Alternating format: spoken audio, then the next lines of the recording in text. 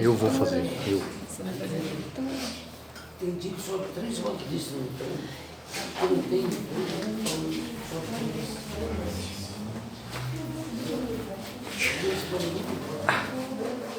estão pagando bem. Eles estão pagando bem. Pode fechar aqui, não pode? Uma boa noite a todos. Sejam todos bem-vindos.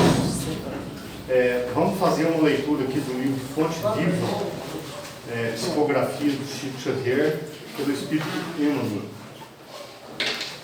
Ergamo-nos.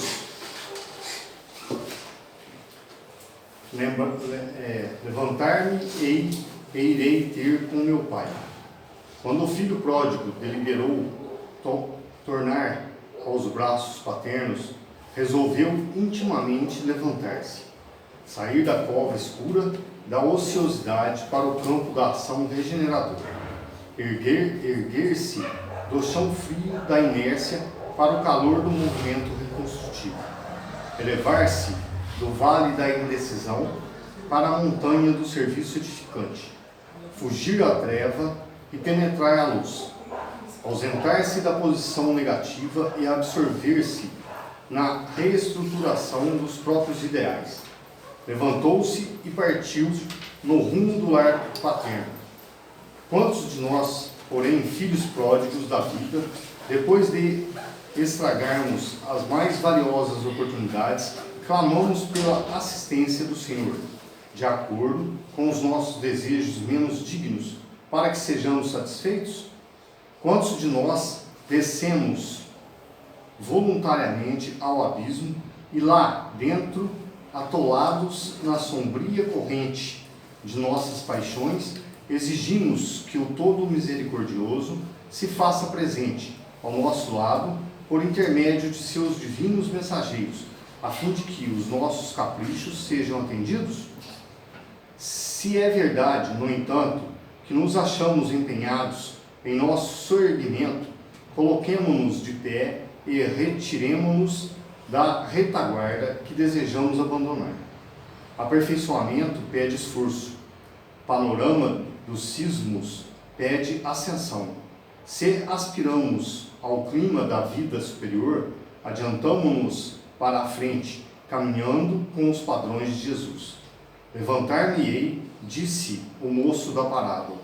Levantemo-nos, repitamos nós. Vou pedir para a Teia fazer a prece inicial para a gente.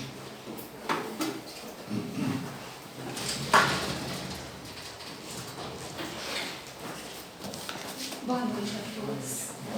É com grande alegria, Senhor, que estamos aqui reunidos mais uma vez em Seu nome e te pedimos, Mestre amigo, amparo, proteção, luz e caminho, que as suas bênçãos de luz se façam nesse ambiente, enviando os irmãos iluminados, nossos patronos, responsáveis por esse trabalho da noite, possam estar do nosso lado, nos auxiliando, nos intuindo na caminhada. Que possamos sair daqui com nossa mente, nosso espírito enriquecido pelos ensinamentos que vamos receber nesta noite, intuindo o nosso companheiro Vitor e todo amigo espiritual do bem presente aqui nessa noite, possa tocar fundo em nossos corações e nossa mente e trazer para o íntimo de cada um de nós a verdadeira transformação que tanto necessitamos.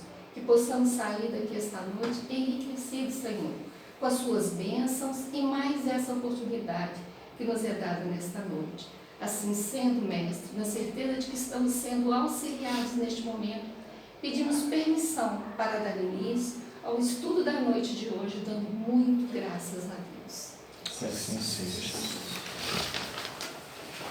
Bom, gente, hoje a gente está recebendo aqui o nosso irmão, né, o senhor Vitor Silvestre, que é trabalhador da Sociedade Espírita Joana de Ângeles, que vai falar a respeito, o tema de hoje será o Homem de Bem, ao qual eu passo a palavra. Seja bem-vindo. Obrigado. Bom, meus irmãos, boa noite. Boa noite. Tudo bem com todos? Tudo bem. Nós vamos falar alguma coisa sobre esse título aí. Só que quando a gente fala homem de bem, não é só os homens não, viu? É a humanidade. Eu estava fazendo uma palestra, uma senhora falou, mas e a mulher de bem não existe? Tem, mas está aqui. O homem é humanidade. humanidade, né? A gente tem que ter muito cuidado para abordar todas essas. Esse título, Homem de Bem, ele é um subtítulo que está no livro Evangelho segundo o Espiritismo, que Kardec vai trabalhar esse texto aqui. Ó. Esse texto de Mateus, ele faz parte. Tem alguma coisa de plástico queimando? Pode ser um aparelhinho novo, né? Só pode ser. Está com cheirinho de Não, mas normal, né? Mas esse trecho aqui, ele está no meio do Sermão da Montanha. O Sermão da Montanha começa com as bem-aventuranças, né? Bem-aventurados, etc, etc. E no final dele é quando Jesus vai concluir o Sermão da Montanha, quando ele se refere à questão do homem prudente e sábio que edifica a casa sobre a rocha. Então, no meio desse sermão está essa passagem aqui. Essa passagem, antes dela, tem um trechinho que Jesus falava o seguinte: ouvistes o que foi dito, odiareis o vosso inimigo. Aí ele fala, eu porém vos digo, aí começa a falar, amai os vossos inimigos, fazei o bem aos que vos odeiam e orai pelos que vos perseguem e caluniam. Então vou dar uma paradinha aqui, eu coloquei lá em negrito, amai, fazei o bem e orai pelos que vos perseguem. Isso, quando Jesus coloca essa postura nova no Sermão da Montanha, isso causou um espanto enorme nos discípulos. Porque, conforme ele mesmo havia dito, ouvistes o que foi dito, odiareis aos vossos inimigos, e eu, porém, vos digo, amai os inimigos, fazei bem às pessoas que te odeiam, e orai pelas pessoas que vos perseguem e caluniam, é totalmente oposto. Como que eu vou orar por alguém que me persegue? Como que eu vou fazer bem uma pessoa que me odeia? E como que eu vou amar o inimigo? Até hoje a gente tem dificuldade de entender isso. O nosso intelecto compreende que esse é o caminho, que o ódio não leva a nada. Mas a nossa prática não é essa.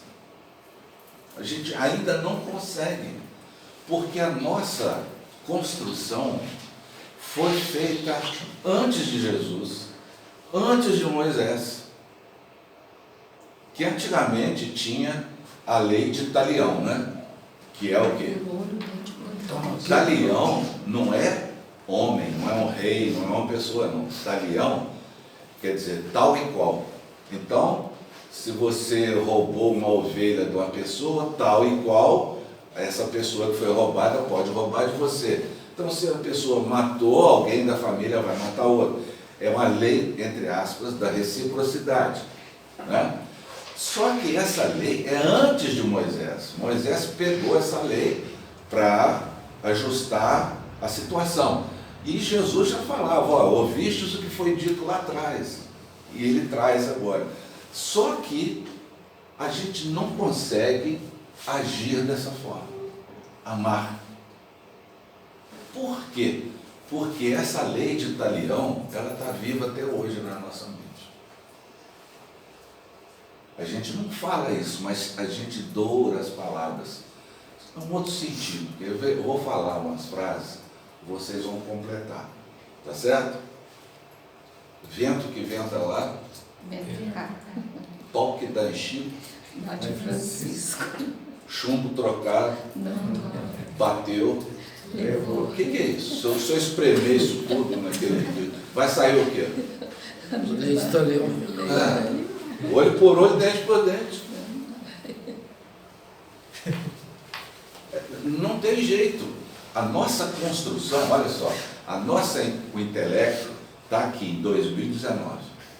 A gente estuda, a gente faz palestra, a gente lê. Nosso irmão leu, a gente faz estudo, tem grupos de estudo. A gente sabe que deve amar. perdoa 70 vezes 7. Isso tudo faz sentido na nossa lógica, no intelecto. Mas a prática desses conceitos estão arraigadas no nosso psiquismo tem mais de 4.000 anos. Então não é de uma hora para outra que eu vou pegar o conhecimento e colocá-lo em prática imediatamente. Não existe isso. Tem que ter uma construção nova do meu agir com relação. Como é que eu vou de uma hora para outra amar o inimigo? Há uma resistência muito grande entre o meu desejo e o meu fazer. Por isso que a gente não gosta. Mas Jesus, ele vai dar uma chave no nosso raciocínio da seguinte forma: porque se você amar somente as pessoas que te amam, que recompensa você tem disso? O que você está fazendo de especial? Amar quem você ama é fácil.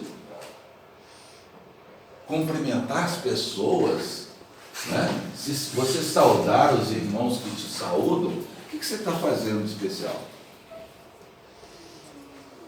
Aí a gente vai lembrar, não é da minha época não, deve ser da época de vocês, de um cantor, que ele falava que era o rei da Jovem Guarda, não sei, não é da minha época não. Ele cantava uma música, de hoje em diante eu vou modificar o meu modo de vida, né?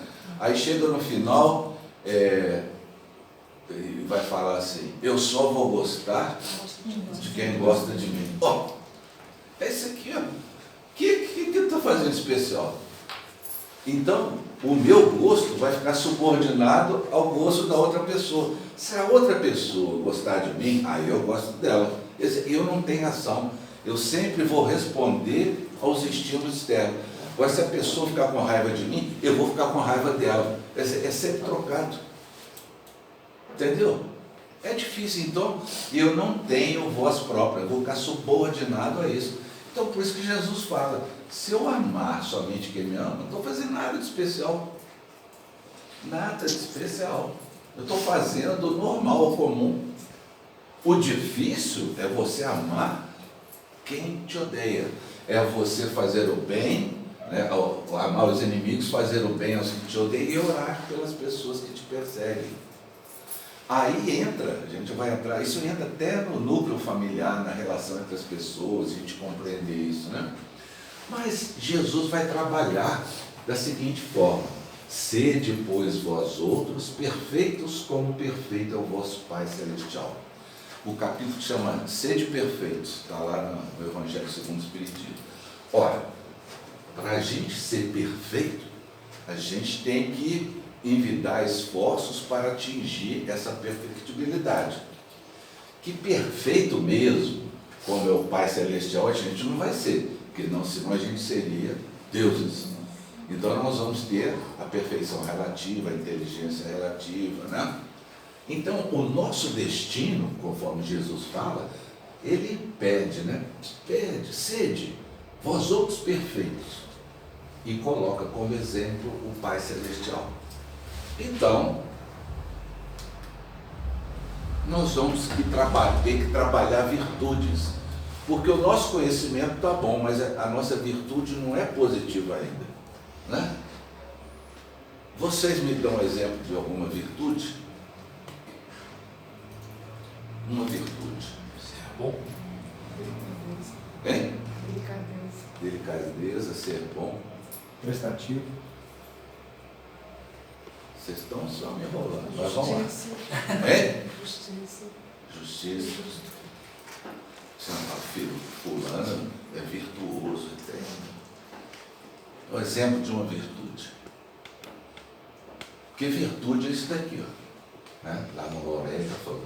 Virtude é uma disposição constante do Espírito. Não é assim uma vez ou outra, não. É constante. Para quê? Para nos induzir a exercer o bem e evitar o mal. Ou a virtude é o conjunto de todas ou qualquer das boas qualidades morais. Já estou dando a dica. Quais qualidades morais que a gente pode ser considerado uma virtude?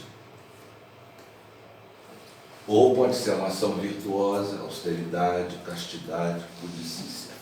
Então vamos pensar. A paciência é uma virtude? Então, completa aí. Qual outra que vocês... Honestidade, Opa! A honestidade é virtude ou É obrigação. obrigação? Obrigação. Mas ela está certa. Antes de mais nada, é um dever, mas ela é considerada, principalmente hoje, né? A honestidade está precisando mesmo, né? De trabalhar. Então, essas virtudes, qual que é a mais meritória das virtudes? Então, vou dar um exemplo de algumas, né? A paciência, a tolerância, a afabilidade, a doçura, etc., o perdão, a indulgência, a complacência. caridade. Né? Hein? Caridade. Qual a mais meritória? Caridade. Mas qual? O que vocês acham? Aqui não tem certo e errado, não, gente. É só para estimular o povo a... Se alguém perguntar, isso aqui, Kardec fez essa pergunta 893, conversando com os espíritos, ele falou, qual que é a mais meritória de todas as virtudes? E eles responderam. O que eles responderam? Vocês que são espíritos superiores. Ué, não. O que vocês responderiam? A caridade. Ele já falou de caridade, Não, porque perdão, amor. então, amor. Amar. A mais meritória, ele está falando ali. De todas que a gente falou aqui, qual que é a mais meritória? Respeito. Respeito. Vocês têm que prestar atenção quando a gente chegar no plano espiritual, vai ter um pré-vestibular. Eles vão vai fazer um piso espiritual, um Enem, vai ter um Enem. O pessoal vai chegar lá, primeira pergunta, qual que é a mais meritória? Vocês vão lembrar de mim. Eles vão falar, nós já tivemos essa aulinha lá embaixo. Mas é mesmo, então vamos ver. A mais meritória. Toda virtude tem seu mérito próprio, porque todas indicam progresso na senda do bem, tá certo? Vamos lembrar que virtude é a disposição constante do Espírito, lembra? Agora, a reunião toda nossa hoje é essa daqui, ó. Há virtudes sempre que há resistência voluntária ao arrastamento dos maus pendores. O que é isso? Tem gente que fala assim, mas peraí, virtude, né? Quer dizer que eu li sobre paciência, quer dizer que agora eu sou paciente? Quer dizer que eu li sobre perdão, quer dizer que agora eu já estou craque no perdão? Não. Os Espíritos respondem da seguinte forma: todas as vezes que eu ofereço resistência aos meus maus pendores de forma consciente e voluntária, eu estou treinando virtudes. Então, resistência voluntária, sim, resistência da minha vontade, não foi ninguém que me pediu, não. Fui eu que não quis. Todas as vezes que eu faço isso, ao invés de fazer uma coisa que eu tenho tendência para fazer, de agredir, de ferir, de humilhar, etc., e eu não travo, porque eu sei que conscientemente isso não é bom, eu estou treinando virtudes. Assim é na paciência, na tolerância, no perdão, na indulgência. Todas as vezes que eu for na rua, tem alguém numa disposição, eu vou agredir, freio, porque a consciência está me falando, não, eu faço uma resistência voluntária dos meus maus pendores. Naquele momento estou treinando a paciência. Paciência, tolerância, o perdão, a indulgência. Por exemplo, se eu tiver a mania toda hora de ser uma pessoa crítica, olha ali, né? Apontar os defeitos, se naquele momento eu estou vendo que quando eu vou fazer aquilo que naturalmente eu faço, mas eu percebo que eu vou ofender a pessoa e eu travo e eu não faço, eu estou treinando virtudes. Então isso é conquista ao longo das encarnações. Porque existe uma forma de paciência e existe outra. A paciência não é a mesma coisa para todo mundo. Eu posso ter, por exemplo, paciência para ficar 10 minutos esperando alguém no encontro. Vamos supor, eu encontro com a minha esposa lá, durante 10 minutos eu aguento, mais que isso eu não aguento mais não. É difícil, eu não consigo ficar esperando as pessoas. Por isso que eu chego cedo. Hoje eu cheguei aqui com 1h30 de antecedência. Fiquei ali parado, né? Eu tenho um problema com isso, mas eu trabalho isso dessa forma. Então, por exemplo, no banco, você pega a senha lá, aí chama um, chama outro, não chama a sua senha. E você aguenta os seus 10 minutos, você faz sua prece, pede para você ficar tranquilo. E o tempo vai passando, as pessoas que chegaram depois de você estão indo, você está com aquele papelzinho na mão, olhando lá, e nada de chegar a sua. Aí daqui a pouco você vai ficando, aí você começa a falar, poxa, meu nome não chama, meu número aqui, tal. Pode ser que tenha. O outro foi na hora de almoçar, porque é 11h30, 11 que abre o banco, mas já almoçar, nem chegou, aí a gente começa a ficar mais desesperado. Logo na minha vez, a pessoa vai almoçar, né? E começa aqui, daqui a pouco ela está em dócil, está falando mal de um, de outro, tal. Ou seja, a paciência foi embora. Ou então você está no trânsito, aí você ouve uma musiquinha, tal, de repente o trânsito no ônibus, você vai ficar nervoso, daqui a pouco você começa a buzinar. Isso é um tipo de paciência que a gente pode controlar. Agora imagine uma pessoa que tem um familiar que está com Alzheimer. E essa pessoa que está doente, ela tem que ser trocada a fralda, o fraldão, tem que dar banho, tem que fazer isso aqui. 1 ano, 2 anos, 3 anos. Uma hora a paciência dessa pessoa, ela não suporta, e ela fica assim, se achando culpada por estar impaciente com o familiar dela que está doente. É porque chega uma hora que tem que, e não tem dinheiro para pagar cuidador. E aquilo entra dia, não é um dia, uma hora que você sai do banco, acabou, não, aquilo está dentro da sua casa. Você chega lá, você tem que ficar ali, paciência. E chega ao ponto da gente achar que não, mas fala, meu Deus, se Deus levasse, a gente já pede para Deus levar a criatura. Porque a gente não está aguentando mais, e ela também não, principalmente quando começa a dar escada, né? E a gente começa a falar, isso é um tipo de paciência também. Entendeu como é que é difícil? De treinar a paciência. Tem a paciência, igual professora, que vai dar aula, tem que ter paciência mesmo, para trabalhar com criança, dentro da sala de aula. Uma gritaria danada, mas isso é treinamento, né? Então, vai falar aqui, a sublimidade da virtude, porém, está no sacrifício de interesse pessoal. Quanto mais desinteressada for o meu interesse pessoal, quando eu não tiver interesse, mais sublime vai ser a virtude. Agora, a mais meritória é aquela que está baseada na mais desinteressada caridade.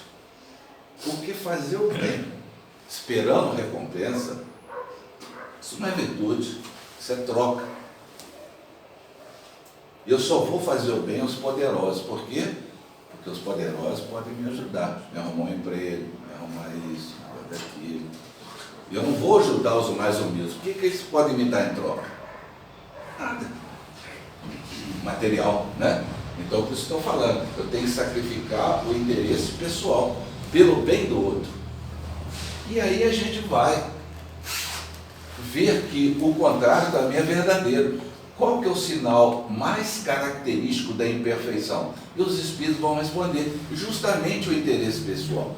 Quanto mais interesse eu tenho nas coisas, mais significa que eu sou apegado a essas coisas, e que constitui um sinal notório de inferioridade. Eu sou um espírito inferior. O espírito inferior não é aquele só que faz mal, não é aquele que é apegado às coisas, né? Quanto mais eu me apego aos bens do mundo, tanto menos o homem, né, eu vou compreender o meu destino. Então, o que acontece? Nós vamos fazer aqui uma grande viagem. Sair do egoísmo para a caridade.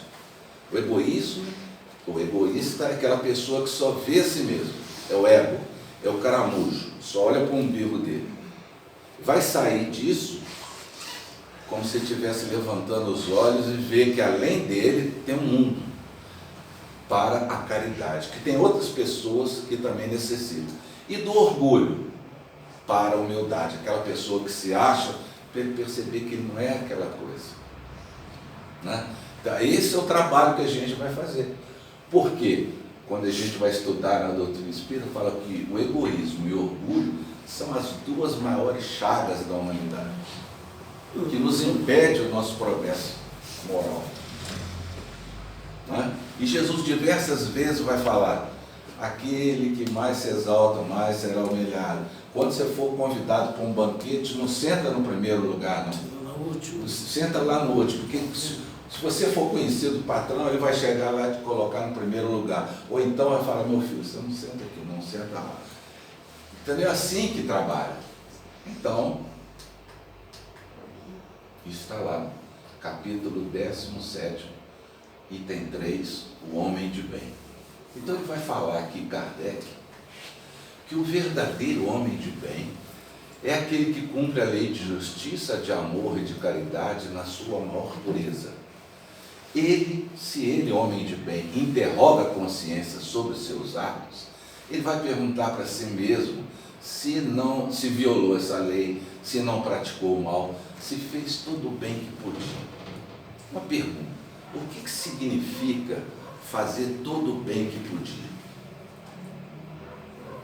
O que vocês acham? O homem de bem, ele interrogou a consciência dele: será que eu fiz tudo? Tá? Vai perguntar se eu não pratiquei o mal, tudo bem. Pergunta: se eu não pratico o mal, eu estou fazendo bem? Não.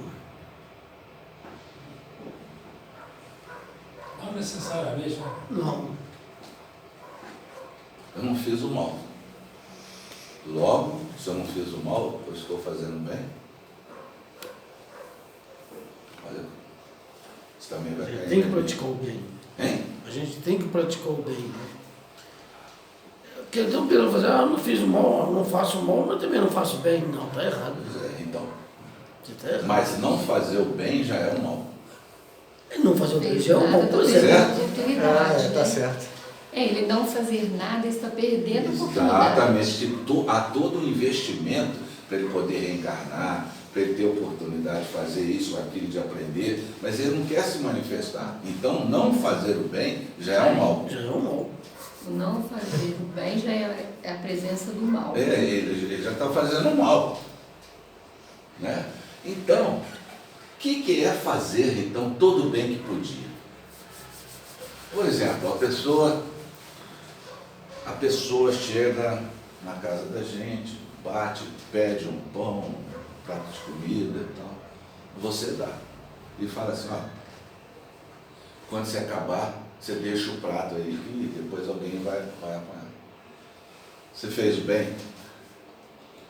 Não, você fez uma obrigação, né? Saciou a fome, ajudou alguém. Fez o bem?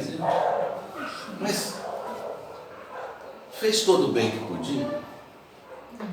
O que é fazer todo o bem que podia nesse exemplo? Trazer ele para a mesa.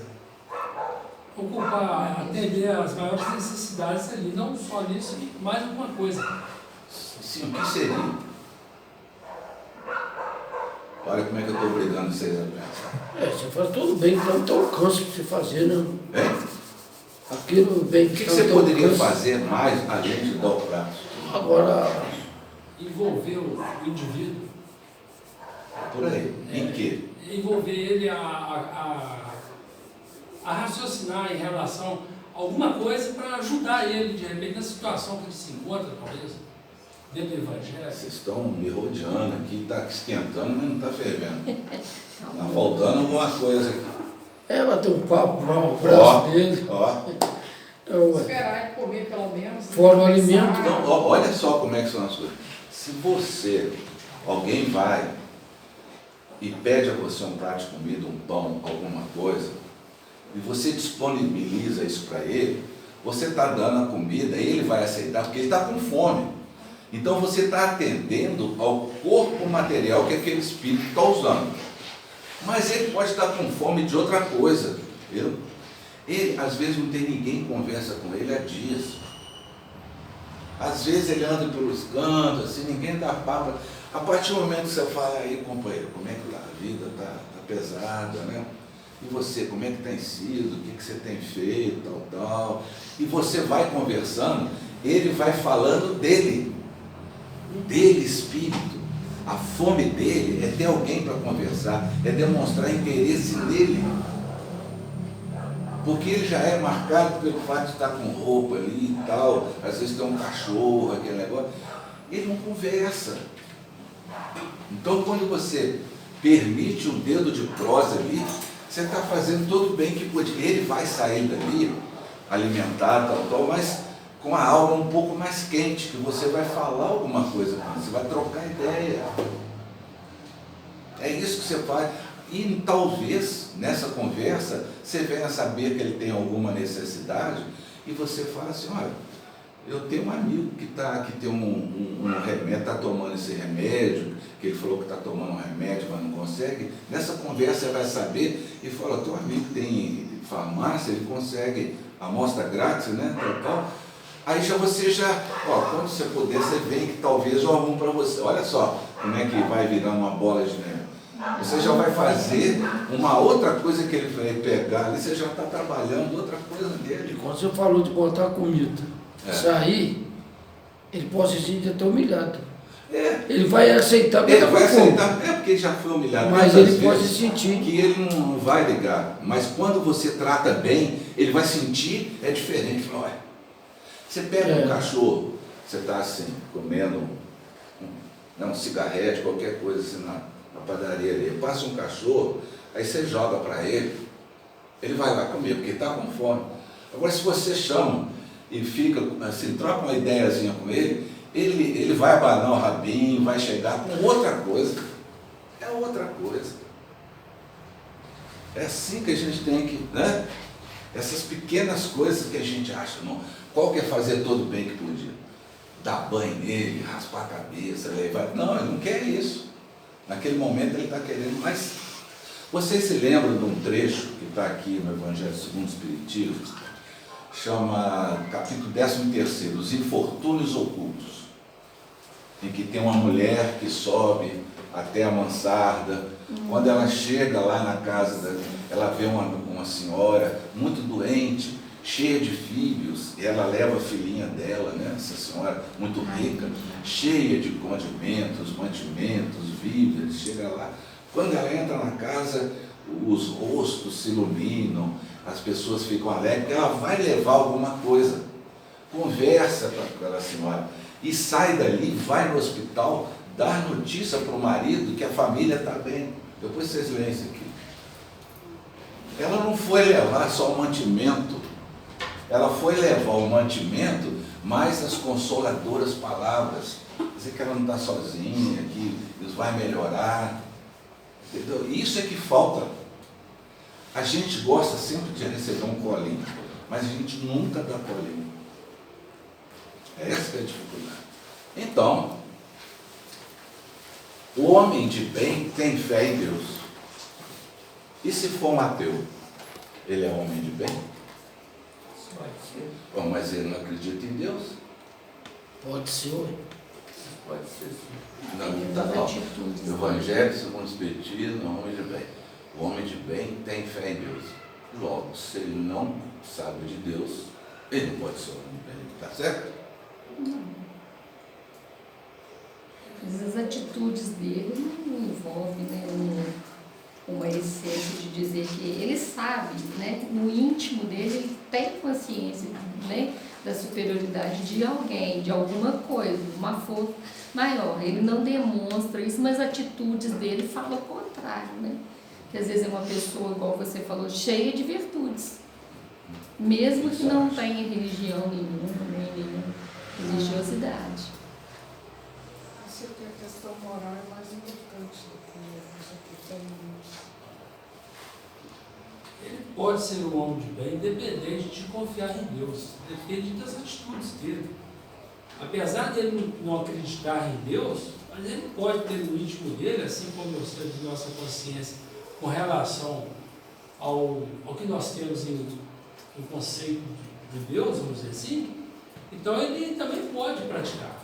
Mesmo que não tendo a fé da forma como ele vê, como alguém vê, mas ele pode ser bom. Foi você. Então, eu acho que muita gente que tem fé em Deus e pratica bem, muita gente que não tem fé em Deus, mas faz muito bem. E quem recentemente falou alguma coisa parecida com essa que você está falando aqui? O Papa. Ele falou que prefere muito mais um bom ateu do que um mau católico. E a gente vai entender o Espiritismo, que não é fora do Espiritismo que existe salvação, não é fora da caridade. Se ele não acredita em Deus, Deus acredita nele. O problema dele, viu? Deus É uma questão acredita nele, exatamente. pessoal. Porque ele é filho de Deus. Com certeza. Não é? Então, o homem de bem, ele tem fé no futuro. Então, ele vai falando aqui, Kardec, né? Que todas as vicissitudes da vida, o homem de bem sabe que elas são provas ou expiações e as aceita sem murmurar. O homem de bem faz o bem pelo bem, sem esperar recompensa. Lembra que a gente estava falando do desinteresse pessoal? Ele faz por fazer. Ele não faz porque é obrigado. Porque está na natureza dele. Mas essa natureza dele foi construindo. Muitas vezes começou ali, devagar, né? Campanha do que, foi fazendo isso, depois foi ver que fazer o bem faz bem. A gente se sente bem quando faz o bem. A gente fica mais leve, mais em paz com a consciência, mais tranquilo. Esse é um estado interior que é difícil a gente explicar para as pessoas que não têm, né? Então, continuando. O homem de bem, ele é bom e humano, olha, benevolente para com todos, sem preferência de raças nem de crenças. E todo espírita, não pode existir espírita racista. Por quê? Por que não pode existir? É contrário aos É o contrário dos ensinamentos. Porque a raça só existe enquanto a gente está encarnado. Nós somos espíritos imortais. Mesma coisa ter homofobia. Várias esferas, às vezes. Porque se hoje, não gosto de povinho, não gosto de elite, não. Ele pode uma encarnação que vem, está lá no povinho. E muitos estão aqui na condição disso para aprender o que fez de errado lá e vice-versa. O espírita sabe que toda virtude é uma aquisição ao longo das reencarnações. Que hora a gente escolhe uma situação para o aprendizado, outra hora nos é imposta outra situação que a gente necessita. E por aí vai, não é? Então, o homem de bem respeita nos outros todas as convicções sinceras e não lança nada em aqueles que não pensam como ele. Se você não pensa como eu, quero saber se você não. Eu só vou gostar de você se você pensar do jeito que eu penso. Aí vai ser uma chatice. Pensa bem, se o mundo fosse igual a gente queria que fosse. É difícil, não é? A caridade é o guia do homem de bem. Ele não tem ódio, nem rancor, nem desejo de vingança. A exemplo de Jesus, ele perdoa. O homem de bem é indulgente. Olha aqui uma virtude. O que é indulgente? Gente, Ele tem essa compreensão da imperfeição dele e ainda respeita mais da imperfeição do outro, né? Ele tem essa capacidade de não julgar, né? E ver que nem tudo é perfeito. Ele tem imperfeição como qualquer um de nós. ele não vê o erro do outro, não julgar o erro do outro. Então, vocês estão só me enrolando. Tudo aqui não é fácil, não. aceitação. Por aí. É você aceitar o outro do jeito que ele é. É você não ter atitude de julgamento. Não julgar aquela pessoa. Indulgência é isso. A indulgência não significa que você concorde com o que ele está pensando, está Mas falando. Você concorda que ele tem um direito de expressar o que ele está sentindo, tal, o time que ele gosta, qualquer coisa. Mas a indulgência está no sentido de você ter compreensão, empatia, não crítica, não julgamento. Né? Então é isso, indulgente para com as faltas alheias. Ele não se compraz, o homem de bem, em procurar os defeitos e nem colocá-los em evidência, os defeitos alheios, né? Coisa que a gente não faz. Não, inimigo nosso. Tranquilo, a gente é, né? Então, estuda as próprias imperfeições, o homem de bem, e trabalha sem cessar em combatê-las. E aí vai. Todos os seus esforços permitem dizer que amanhã vai fazer uma coisa melhor do que foi na véspera. Aproveita todas as ocasiões para ressaltar as vantagens dos outros, coisa que a gente faz todo dia. Que a pessoa não está presente, a gente fala, nossa, aquela pessoa é maravilhosa, espetacular, não é isso que a gente fala? Linda. Quando ela não está presente, a gente Esse homem de malha. bem é um mundo de regeneração. A gente malha mais, né? Não se empaidece, né? Usa do abuso das coisas, a gente vai prestar conta. Se nas relações sociais, as pessoas que encontram na nossa dependência, a gente trata com bondade, porque são nossos iguais. Isso aqui, todos nós somos homens de bem, a gente fala, né? Respeita nos seus semelhantes todos os direitos que são assegurados pelas leis, né?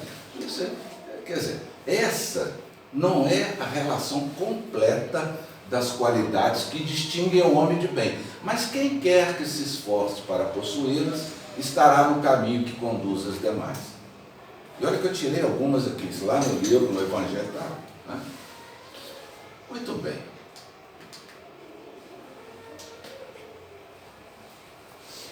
Estudar a si mesmo, a arte mais difícil. Porque se eu estou querendo ser um homem de bem, e a gente viu a relação dos homens de bem, que a gente é indulgente, a gente é tolerante, não critica, perdoa e tal. Então eu tenho que estudar a mim mesmo para saber se eu estou nessa condição. Ou de saber trabalhar as virtudes que eu preciso. Diga uma coisa, se eu tiver uma folha de papel, as duas estão em branco, se eu colocar numa aqui as minhas virtudes e os meus defeitos, qual que eu vou preencher mais rápido? Muitos Defeitos. Defeito. A gente não costuma ser nem indulgente, nem bom, nem com a gente mesmo, de se criticar. Qual que a gente preenche mais rápido? Sempre está Virtude, melhor. olha. Defeito. A gente não enxerga o defeito da gente. os benefícios. Não, qual que eu sou virtuoso, sou isso, sou aquilo, tal. E os meus defeitos são esses. A folha da virtude vai Os encher defeitos, primeiro, né? velho. Também tudo libera. Para encher a forma rápida é os defeitos, né? Os defeitos, né? Porque a virtude, chega uma hora, quando você vai colocar uma coisa, sua mão treme, você vai falar assim, eu sou justo, eu sou tolerante, eu sou paciente, eu perdoo,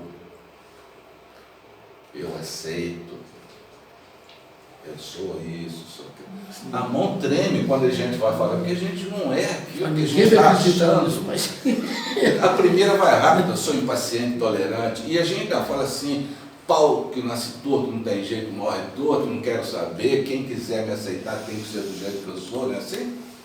A pessoa não se propõe a mudanças. Quem quiser aceitar ele tem que ser do jeito que ele é, ou seja, ele não quer nem saber. Então, é difícil você falar assim, eu posso até falar sou honesto, mas será que eu sou honesto? Será que assim eu sou tolerante? Será que eu sou sincero? Não, a mão treme também. Eu não sou isso. Eu posso ser sincero, às vezes, em determinadas circunstâncias. Mas ser sincero significa você usar de sinceridade sempre. Ser paciente é você usar da paciência sempre. Não é só na fila do banco. Então, exemplo rapidinho, até 9 horas. Nossa, rapidinho. Quando meu pai desencarnou, eu fui, meus irmãos, a gente se reuniu e eu fui eleito como mais velho para cuidar da papelada do inventário, que é esse negócio, né? Então, eu trabalhava, não trabalhava não, eu já tinha saído. Eu peguei a papelada e fui no cartório Maninho Faria, ali na Galeria Pio 10, sabe o que é? Não tem um cartório ali, perto do Correio? Mas fui na hora do almoço e aquilo estava lotado. Parece que todo mundo teve a mesma ideia que eu, porque a gente aproveitou a hora do almoço para não ter ninguém, mas tinha muita gente. Todo mundo fez greve de fome aquele dia. E eu peguei os papéis, coloquei numa pasta e estou lá na fila. Aí quando eu estou na fila, assim, de repente eu sinto uma cutucada nas costas aqui. Eu olhei para trás, tinha um senhor magrinho, alto.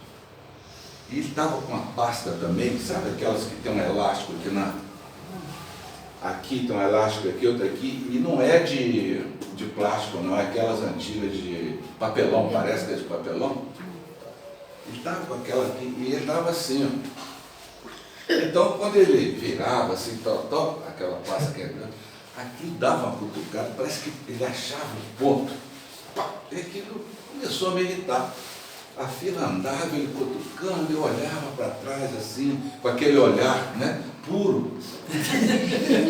Assim, punha as mãos assim para falar com ele e tal, tomando hoje. Eu fiz Bezerra de Menezes, Eurípides e tal. Então, lá foi a fila andando, ele cutucando aqui, eu não querendo. Até que depois de muito tempo, aí a menina falou assim, o próximo, eu falei, graças a Deus, sou eu, né? Chego lá, ela falou assim, oi Vitor, tudo bom? Eu falei, ué, me desculpa, mas eu não te conheço.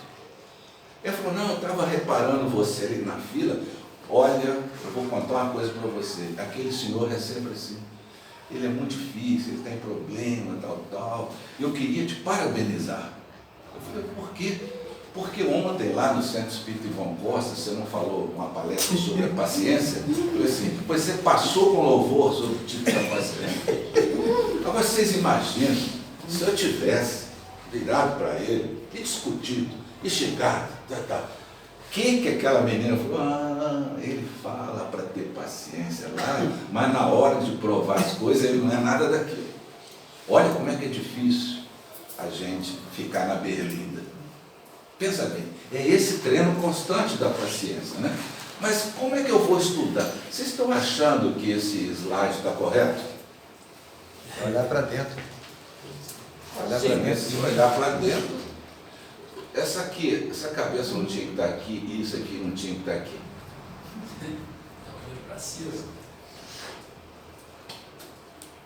Sim, está olhando, né?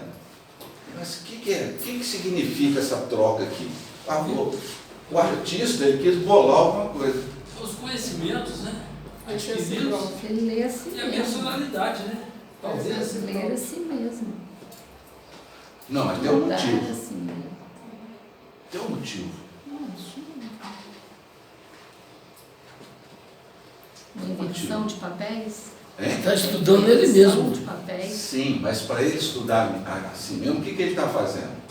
Tem que sair dele. Ah lá, tem que sair dele. É. Ele tem que sair dele para ele ver como é que ele é. Porque quando a gente se vê, a gente não acredita. É o que estava falando aqui. A pessoa vai falar virtudes e defeitos, a gente não admite que tem aqueles defeitos. A pessoa falar que ele é pão duro, ele vai falar, não sou pão duro não, rapaz, você que é. Eu falei, eu não sou não. Eu sou o quê? Controlado, econômico. Tem visão do futuro, tá achando que eu vou esbanjar. Eu vou falar, ela é fofoqueira. Eu não, nunca falei mal de ninguém.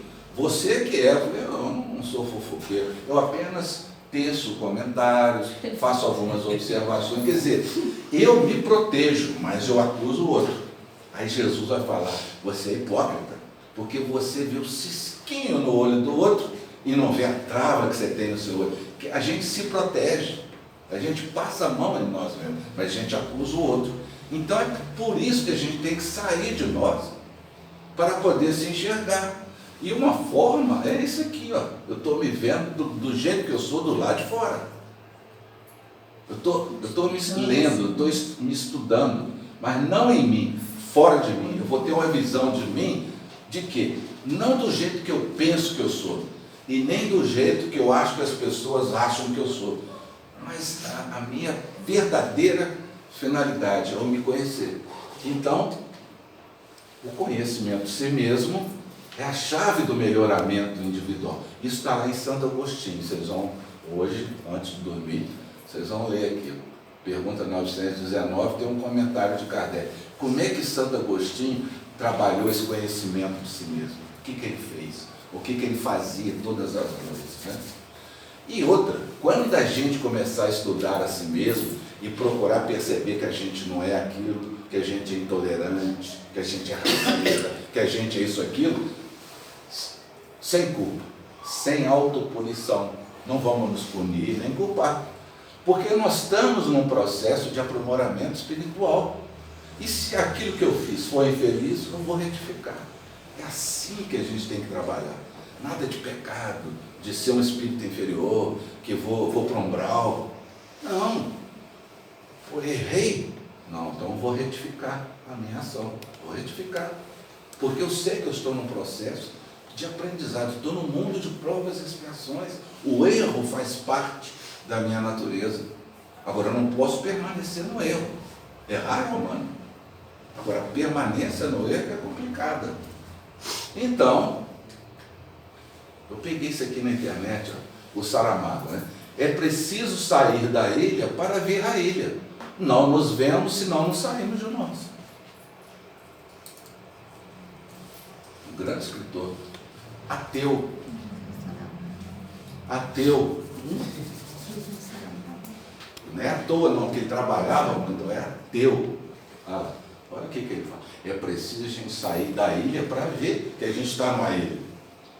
A não ser que tenha um drone, né? Hoje em dia você põe um drone e você fala, eu estou numa ilha. E a gente vai usar da vontade para fazer essas modificações a partir da nossa pesquisa. A vontade é o meio através do qual a gente supera os impedimentos de ordem física e moral, tornando-nos criaturas melhores. Isso é um patrimônio do espírito. O animal não tem moral, não tem vontade. O animal está com fome, o que ele faz?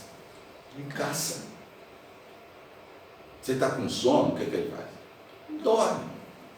Está na época do acasalamento, a procriação. Tudo instinto. O homem não. O homem usa a vontade para superar até os instintos. O homem se suicida. Ele vai contra o instinto de conservação. Ele faz greve de fome. Ciladas da mente. Eu falei agora que a gente acha que é pão duro, a gente se protege, né? O exercício diário. Eu vou ter que treinar virtude diariamente, não é só um. Porque tudo que eu sou espontâneo hoje, teve uma disciplina antes. Não é? Escrever. Eu não nasci escrevendo. Isso era da época de vocês também. Tinha um caderninho. Não tinha um caderninho? Que tem 2 linhas assim, você vai. Caligrafia. Você vê como é que não é da minha época. Eu nem estava eu já nasci no computador, teclando. Eu vejo assim no YouTube, mas tinha isso. Você repetia tanto, tanto. E quando fazia bagunça, meus pais me diziam que eles ficavam de castigo. Não devo fazer, colocava 500 vezes. Aí aprendi a escrever. Então hoje, quando alguém escreve um negócio para mim, eu não vou lá. A, B, L. Por quê? Eu treinei, ficou espontâneo. Falar. Eu não nasci falando, nenhum de vocês. Foi mamãe, papá, e a gente foi assim até poder falar. Andar. A pessoa que caía, ralava. Nadar. A gente aprendeu a beber água até aprender a boiar e andar de bicicleta, ralava o joelho. Dirigir. Tudo que é fácil hoje foi fruto de um esforço, da vontade. Assim é a vida. Com as virtudes também é assim. Só para encerrar. Em 1726, vocês conhecem o Benjamin Franklin? Foi o presidente dos Estados Unidos, um dos primeiros presidentes, né? Ele estava preocupado em mudar a vida dele, com 20 anos de idade. Então ele pegou 13 virtudes que ele considerava virtudes e colocou uma virtude, temperança. Eu vou comer sem me empaturrar, vou beber sem ser levado. Silêncio, ordem, resolução, frugalidade, indústria, sinceridade, justiça, moderação. Então ele foi colocando 13, tranquilidade, castidade e a última, humildade, imitar Jesus e Sócrates. Então o que ele bolou? Olha só coisa interessante.